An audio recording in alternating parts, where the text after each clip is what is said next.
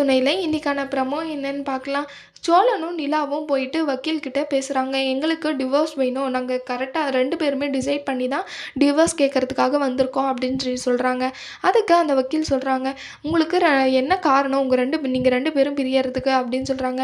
எங்க 2 பேருக்குள்ள செட் ஆகல அப்படின்னு சொல்றாங்க. இந்த காரணம் எல்லாம் பத்தாதுங்கன்னு சொல்றாங்க. அப்புறம் தனித்தனியா பேச வைக்கிறாங்க. அப்போ நிலா சொல்றாங்க, இல்லங்க இது தெரியாம ஏதோ சந்தர்ப்ப சூழ்நிலையால கல்யாணம் ஆயிடுச்சு. எனக்கு இது வேண்டாம்மா அப்படின்னு சொல்றாங்க. அடுத்து சோழன பேச வைக்கிறாங்க. அப்போ சோழன்கிட்ட கேட்குறப்போ, எனக்கு இந்த டிவோர்ஸ் வாங்குறதுல இஷ்டமே இல்ல. எனக்கு அவங்களோட சேர்ந்து வாழணும் தான் இஷ்டம் அப்படின்னு சொல்றாங்க. அப்புறம் நிலாவ கூப்பிட்டு சொல்றாங்க, இப்படி தான் உங்க ஹஸ்பண்ட்க்கு உங்களோட சேர்ந்து வாழணும்னு ஆசையா? உங்கள ரொம்ப பிடிச்சிருக்கா? நீங்க ஏன் மனசு மாறக்கூடாது? ஏன் இவ்வளோ பிடிவாதமா இருக்காங்கன்னு சொல்லி கேட்குறாங்க.